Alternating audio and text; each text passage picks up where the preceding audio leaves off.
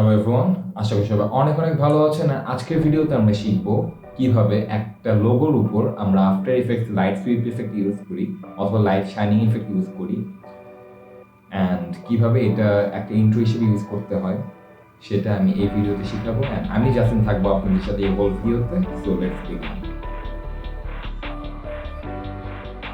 Right now win after effects and আমি already একটা কম্পোজিশনের মধ্যে একটা লোগো নিয়ে নিয়েছি। অ্যান্ড দেন এখন যেটা আমি করবো সেটা হচ্ছে আমার ইফেক্টস অ্যান্ড প্রিসেট প্যানেলে যে এখান থেকে সিক্স লাইট স্ক্রিপ্ট আমরা নিবো অ্যান্ড দেন এখানে আমি ড্র্যাগ অ্যান্ড ড্রপ করে দিলাম।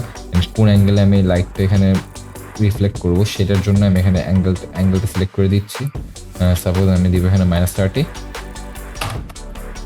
অ্যান্ড দেন এখন যেটা করবো আমার একটা স্ট্রিপ ইন্টেন্সিটিটা বাড়াইতে হবে, মানে যে হার্শনেসটা লাইটে সেটা বাড়াইতে হবে। সো আমি এখানে বাড়াই দিচ্ছি, পজিশনটা একটু এই সাইডে নিয়ে নিলে জিনিসটা বুঝতে আরও ক্লিয়ার হবে। তো এটা আমি 101 বা 5 এরকম টাইপের রাখবো।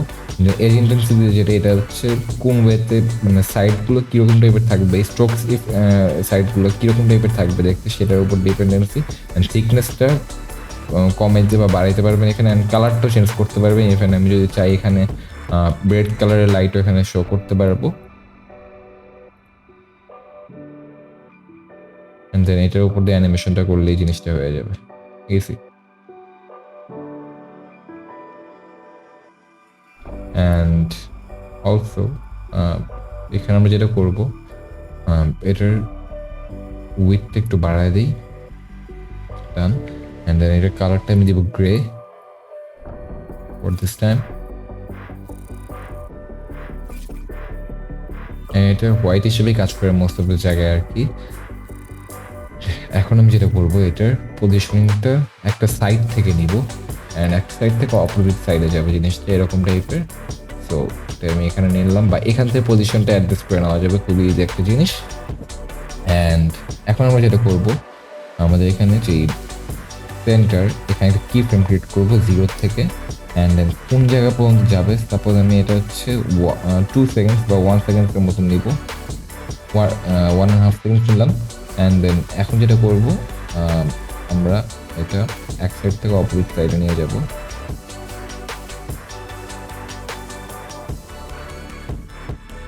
অ্যান্ড এখান থেকে আমরা যেটা করব এখানে ডাইরেক্ট আমরা এটা নিচে নিয়ে আসবো।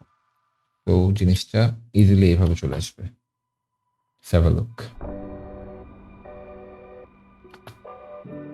I will repeat it. জিনিসটা আর একটু ক্লিয়ারিফাই করার জন্য আমরা যখন এটা অ্যাজ এ ইন্ট্রো থাকবে তখনের জন্য একটা টিপস দিয়ে দিচ্ছি আমি এখানে একটা কি ফ্রেম ক্রিয়েট করবো আমরা। At the time it ends আমরা এখানে একটা স্কেল আউট করবো, scale in and scale out. And এরপরে আমরা এটা বড় করে দিয়ে কাছাকাছি দিয়ে দিচ্ছি।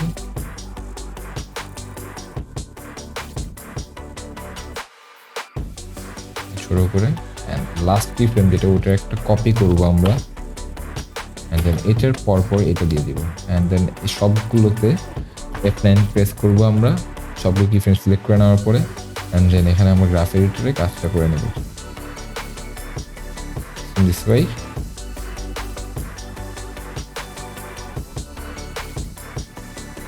অ্যান্ড গ্রাফ আমরা যেভাবে এডিট করি সেই ওয়েতেই। অ্যান্ড ফিনিশিংয়ের ক্ষেত্রে আসার সময়টা ফাস্ট হবে।